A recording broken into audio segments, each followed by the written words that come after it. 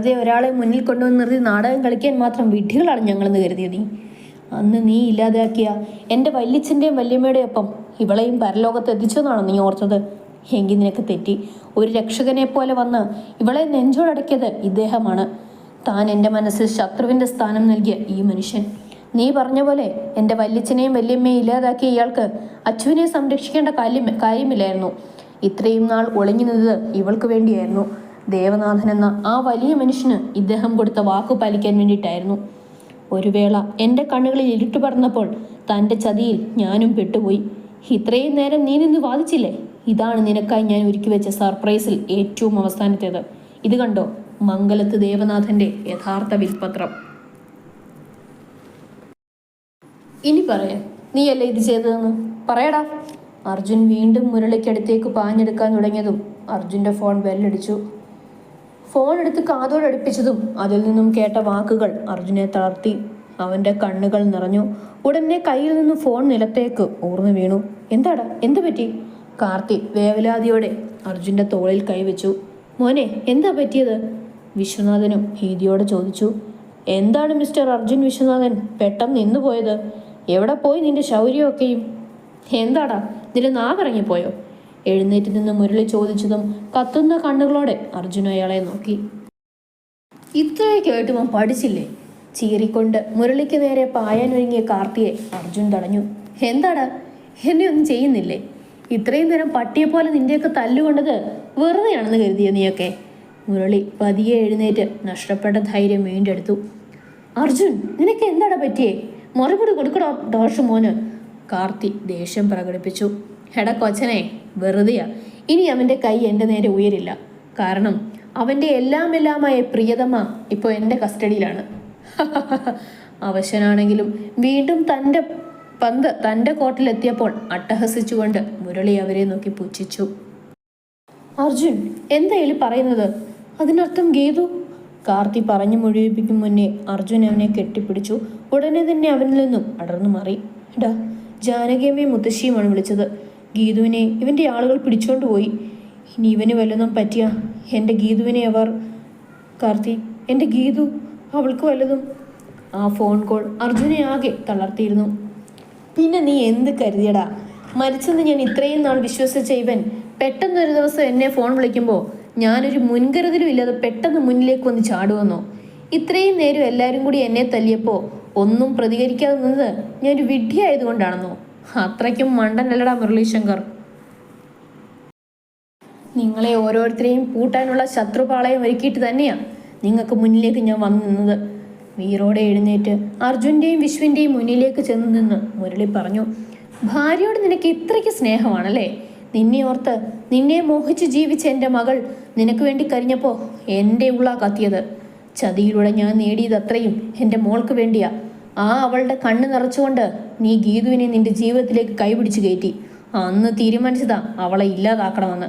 പക്ഷേ എനിക്ക് മുന്നേ എൻ്റെ ഗായുവാണ് അവളെ തട്ടിക്കൊണ്ടുപോയതിൻ്റെ പിന്നിൽ. ഇങ്ങോട്ട് വന്നുകൊണ്ടിരുന്നപ്പോൾ എൻ്റെ ഉള്ളിൽ ചെറുതായൊരു ഭയം തോന്നിയിരുന്നു. പക്ഷേ ഗായുവിൻ്റെ കോള് കിട്ടിയപ്പോൾ എൻ്റെ ആത്മവിശ്വാസം ഇരട്ടിച്ചു. എന്തായാലും മകളെപ്പോലെ ഇവൻ സ്നേഹിക്കുന്ന ഗീതുവിനെ മുന്നിൽ കൊണ്ട് നിർത്തുമ്പോൾ എന്നെ തൊടാനുമ്പോൾ മടിക്കുമല്ലോ. പക്ഷേ എല്ലാവരും കൂടി ഇവിടെ ഉണ്ടാവുമെന്ന് ഞാൻ കരുതിയില്ല. എന്തായാലും ഇനി ഗീതിക മേനോൻ്റെ ദ ഗ്രേറ്റ് ബിസിനസ്മാൻ മംഗലത്ത് വിശ്വനാഥൻ്റെ മരുമകളും AVM സാമ്രാജ്യത്തിൻ്റെ പടത്തലവൻ അർജുൻ വിശ്വനാഥൻ്റെ പത്നിയുമായ ഗീതിക അർജുൻ്റെ ജീവൻ വെച്ച് നമുക്ക് വിലപേശാം. അതും കൂടി കേട്ടപ്പോൾ ഇതുവരെയുള്ള അർജുൻ്റെ നിയന്ത്രണമൊക്കെയും നഷ്ടപ്പെട്ടു. അയാളിലേക്ക് പാഞ്ഞെത്താൻ ശ്രമിച്ച അർജുനെ മാധവൻ തടഞ്ഞു. മോനെ, ഇപ്പം മോൻ എന്തെങ്കിലും ചെയ്താൽ അപകടത്തിലാവുന്നത് ഗീതുവിൻ്റെ ജീവനാണ്. അതുകൊണ്ട് മോൻ സംയമനം പാലിച്ചേ പറ്റൂ. ആ വാക്കുകൾ കേട്ടില്ലെന്ന് നടിക്കാൻ അർജുന് കഴിഞ്ഞില്ല. അവൻ ഒരുവിധം സ്വയം നിയന്ത്രിച്ചു. പക്ഷേ കാർത്തിക് അതിന് കഴിഞ്ഞില്ല.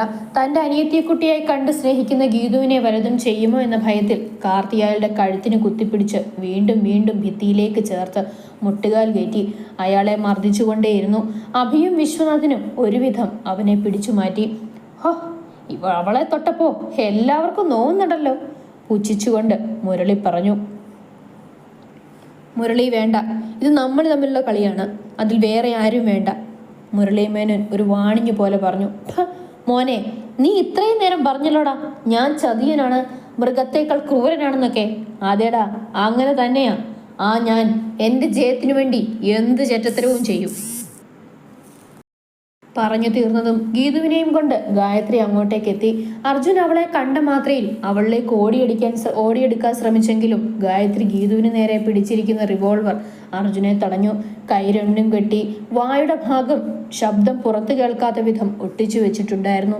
കരഞ്ഞു കലങ്ങിയ കണ്ണുകളോടെ ഗീതു അർജുനെ നോക്കി. പക്ഷേ ദയനീയമായി അവളെ നോക്കാനേ അർജുനും അപ്പോൾ കഴിഞ്ഞുള്ളൂ. എന്നിൽ നിന്നും നിന്നെ തട്ടിയെടുത്തത് ഇവളാണ് അർജുൻ. നമുക്കിടയിൽ ഇനി ഇവൾ വേണ്ട. ഇവൾ കാരണമാണ് എനിക്ക് നിന്നെ നഷ്ടപ്പെട്ടത്. ഇത്രയും കാലം നിന്നെ മനസ്സിലിട്ട് നടന്ന് എന്നെ വിഡ്ഢിയാക്കി നിന്നോടൊപ്പം സുഖിച്ച് ജീവിക്കാൻ ഇവളെ ഞാൻ അനുവദിക്കില്ല. ആദ്യം ഇവളില്ലാതാവണം. ഗീതുവിന്റെ തലയ്ക്ക് നേരെ പിടിച്ചിരിക്കുന്ന റിവോൾവറിൽ ഗായത്രി വിരലുകൾ അമർത്താൻ തുടങ്ങിയതും അർജുന്റെ ഹൃദയം ഇപ്പോൾ നിലയ്ക്കുമെന്ന രീതിയിൽ മിടിക്കാൻ മടിച്ചു. ശ്വാസം അടക്കി പിടിച്ച് എല്ലാവരും നോക്കി നിന്നു. ഒരു വലിയ ശബ്ദത്തോടെ പെട്ടെന്ന് അവിടെ ഒരു വെടിയൊച്ച മുഴങ്ങി കേട്ടു.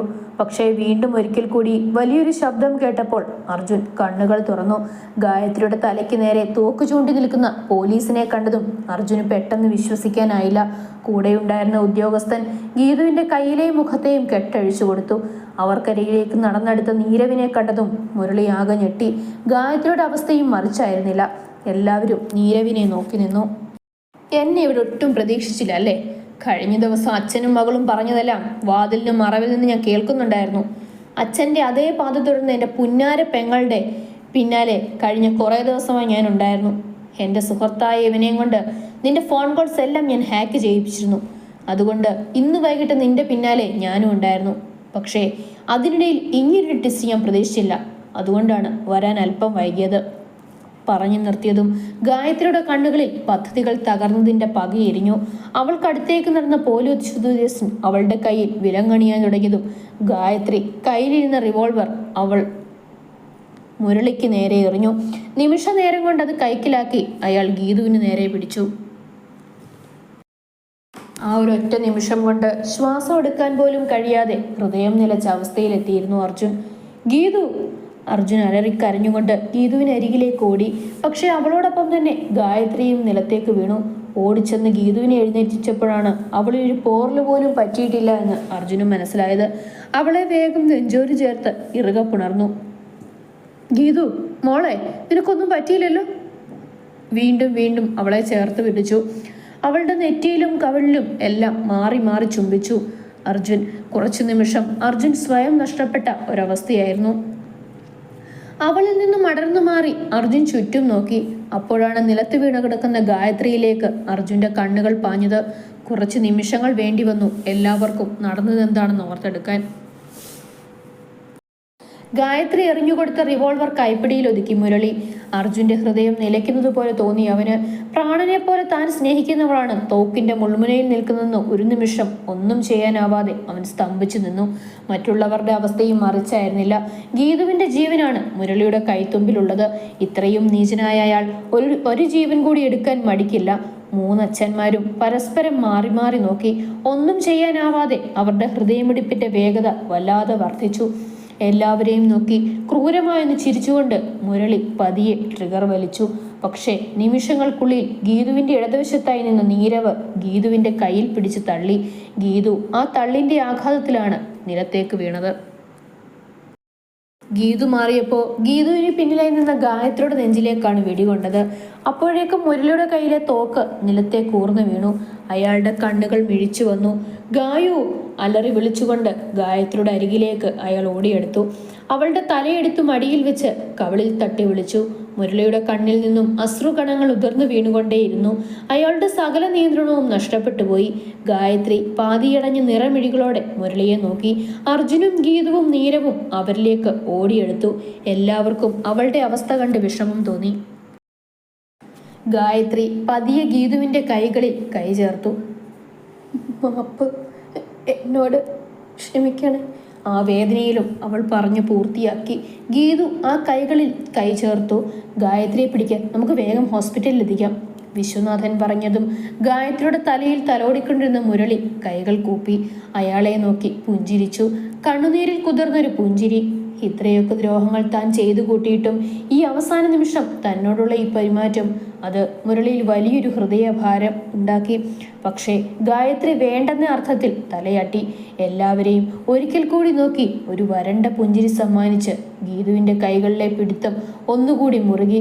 ഒന്ന് ഉയർന്നു പൊങ്ങിയപ്പോഴേക്കും ഗായത്രിയുടെ ഉള്ളിൽ നിന്നും ജീവൻ വേർപെട്ട് കഴിഞ്ഞിരുന്നു. ഗീതുവിൻ്റെ കൈകളിലെ ഗായത്രിയുടെ പിടുത്തം പതിയെ അയഞ്ഞു. അവളുടെ കൈ നിലത്തേക്ക് വീണു. ഗായു, മോളെ കണ്ണു തുറക്ക്, കണ്ണു തുറക്ക് മോളെ, ഡാഡിയാ വിളിക്കുന്നത്, കണ്ണു തുറക്ക് ഗായു. അയാൾ കവിളിൽ തട്ടിക്കൊണ്ട് ഗായത്രിയെ വിളിച്ചുകൊണ്ടേയിരുന്നു. ഇനി വിളിക്കേണ്ട മുരളി, അവൾ ഉണരില്ല. മാധവൻ മുരളിയുടെ തോളിൽ കൈവച്ചുകൊണ്ട് പറഞ്ഞു. ഇല്ല, ഞാൻ സമ്മതിക്കില്ല. എൻ്റെ മോളാ, ഞാൻ വിളിച്ച അവൾ ഉണരും. ഞാനില്ലാതെ അവൾക്ക് പറ്റില്ല. അവളുടെ ഡാഡിയല്ലേ, അവൾ എഴുന്നേക്കും. ഗായു, എണ്ണിക്ക്, വാ വാ മോളെ, ഡാഡിയെ വിളിക്കുന്നേ, എണ്ണിറ്റ് വാ. ഭ്രാന്തമായി അയാൾ എന്തൊക്കെയോ പുലമ്പിക്കൊണ്ടിരുന്നു. അവിടെ ഇരുന്ന ഓരോരുത്തരിലും അയാളുടെ അവസ്ഥ വിഷമമുണ്ടാക്കി, ഒരാളിൽ ഒഴിച്ച്. എന്തിനാ ഈ പ്രഹസനം? ചെയ്തു കൂട്ടിയതിനൊക്കെ നിങ്ങൾ അനുഭവിക്കും എന്ന് ഞാൻ പറഞ്ഞിരുന്നില്ലേ? അപ്പോൾ നിങ്ങൾ എന്നെ പുച്ഛിച്ചില്ലേ? ആ അഹങ്കാരം ഇപ്പോൾ എവിടെ പോയി? ചതിച്ചും വഞ്ചിച്ചും കൊന്നും കൊലവിളിച്ചും നേടിയതൊക്കെ ഇവൾക്ക് വേണ്ടിയായിരുന്നില്ലേ? എന്നിട്ടിപ്പോൾ എന്തായി? എവിടെ നിങ്ങളുടെ മോള്? കൊന്നു കളഞ്ഞില്ലേ? ജന്മം കൊടുത്ത ആൾ തന്നെ സ്വന്തം കൈകൊണ്ട് തന്നെ ഇല്ലാതാക്കിയ അവസ്ഥ വന്നില്ലേ? നിങ്ങൾ ചെയ്തു കൂട്ടിയതിനൊക്കെ മറ്റൊരു രീതിയിൽ ദൈവത്തിന് മുന്നിൽ കണക്ക് പറയേണ്ടി വരുമെന്ന് ഞാൻ പറഞ്ഞിരുന്നില്ലേ?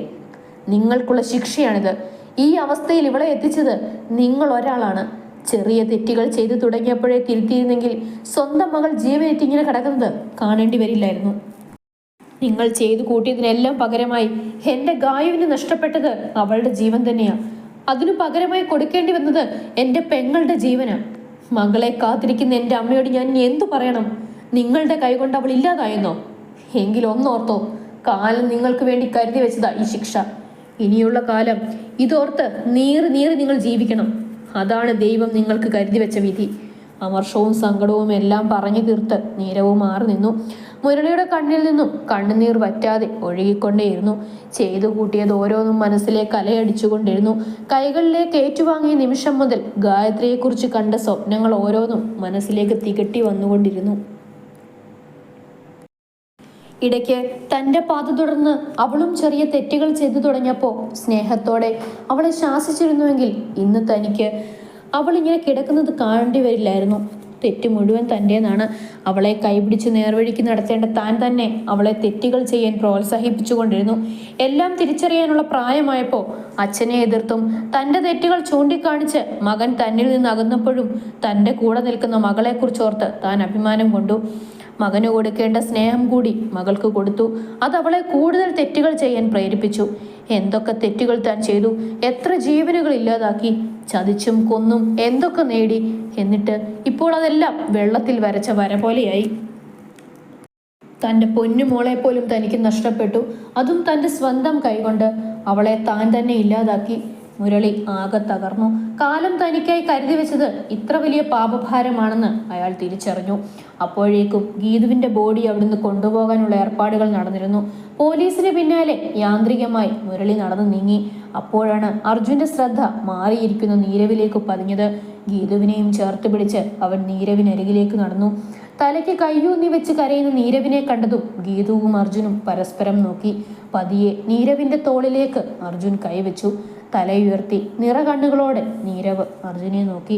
എന്തു പറഞ്ഞ് നിന്നെ സമാധാനിപ്പിക്കണമെന്ന് എനിക്കറിയില്ലടാ. എൻ്റെ പ്രാണനെ നീ രക്ഷിച്ചപ്പോൾ, ഒരു പോറല് പോലും ഏൽക്കാതെ എനിക്ക് തിരിച്ചു തന്നപ്പോൾ നിനക്ക് നഷ്ടപ്പെട്ടത് നിന്റെ കൂടപ്പിറപ്പിനെയാണ്. നന്ദി പറയണോ അതോ നിന്നെ ആശ്വസിപ്പിക്കണോ എന്ന് എനിക്കറിയില്ലടാ. അത് പറഞ്ഞപ്പോഴേക്കും നീരവ് അർജുനെ കെട്ടിപ്പിടിച്ചു. എടാ, അച്ഛൻ ചെയ്തതിൻ്റെ ശിക്ഷയാണ് എൻ്റെ ഗായുവിന് അവളുടെ ജീവൻ ബലിയെടുക്കേണ്ടി വന്നത്. പക്ഷേ അതിൽ അച്ഛനെ പോലെ ആ തെറ്റിൻ്റെ കറ എൻ്റെ കയ്യിലും പതിഞ്ഞില്ലേടാ. അച്ഛൻ്റെ തോക്കിൻ്റെ മുന്നിൽ ഗീതു നിന്നപ്പോൾ വേറൊന്നും ചിന്തിക്കാതെ ഞാൻ അവളെ തള്ളി മാറ്റി. പക്ഷേ പിന്നിൽ നിന്ന് എൻ്റെ ഗായുവിൻ്റെ ജീവനല്ലേ ഞാൻ കാരണമില്ലാതായത്. അവളെ രക്ഷിക്കാൻ എനിക്കായില്ലല്ലോ. നീരവൻ്റെ കണ്ണുനീർ ഒരുപോലെ അർജുനെയും ഗീതുവിനെയും തളർത്തി. എല്ലാം ദൈവത്തിൻ്റെ തീരുമാനമല്ലേടാ. അച്ഛൻ്റെ തെറ്റിൻ്റെ ശിക്ഷ ഏറ്റുവാങ്ങാൻ വിധി ഗായത്രിക്കായിരുന്നു. അതിൽ നിന്റെ ഭാഗത്ത് തെറ്റൊന്നുമില്ല. നീ കരയാതെ. ആകെ തളർന്ന് നിന്റെ അച്ഛൻ അവസാനമായി എന്നെ നോക്കിയ ആ നോട്ടത്തിൽ പഴയ ക്രൂരനായ മുരളീശങ്കറിന്റെ ശൗര്യമല്ല ഞാൻ കണ്ടത്, മറിച്ച് കുറ്റബോധം കൊണ്ട് ഉള്ളുനീറിയ ഒരു അച്ഛൻ്റെ മുഖമാണ്. ഇനിയും നീ അദ്ദേഹത്തെ കുറ്റപ്പെടുത്തരുത്. അതും കൂടി താങ്ങാൻ അദ്ദേഹത്തിനാവില്ല. പിന്നെ അമ്മയ്ക്കും ഇനി നീയാണ് തുണയാവേണ്ടത്. കരയരുത്. നീരവിൻ്റെ കൈകൾ കൂട്ടിപ്പിടിച്ചു പറഞ്ഞ് അർജുൻ അവനെ സമാധാനിപ്പിച്ചു. ദിവസങ്ങൾ വീണ്ടും കടന്നുപോയി. നീരവും അമ്മയും ഗായത്രിയുടെ മരണം പതിയെ പതിയെ അംഗീകരിച്ചു. പക്ഷേ മുരളിക്ക് മാത്രം അതിന് കഴിഞ്ഞില്ല. ചെയ്തു കൂട്ടിയതിനെല്ലാം ഇനിയും അനുഭവിച്ചു തീർക്കാൻ പരീക്ഷണങ്ങൾ ഏറെ ബാക്കിയായി. മകളുടെ മരണം അയാളെ തളർത്തി. മാനസിക നില പൂർണ്ണമായും തകിടം മറിഞ്ഞ മുരളിയെ ശിക്ഷയിൽ നിന്നും ഇളവ് നൽകി മാനസികാരോഗ്യ കേന്ദ്രത്തിൽ ചികിത്സയ്ക്ക് കൊണ്ടുചെന്നാക്കി. ആർദ്ര മംഗലത്തേക്ക് തിരിച്ചു വന്നെങ്കിലും സരസ്വതിയമ്മയും മുരളിമേനോനുമായുള്ള ബന്ധം അതേപോലെ നിലനിർത്തി.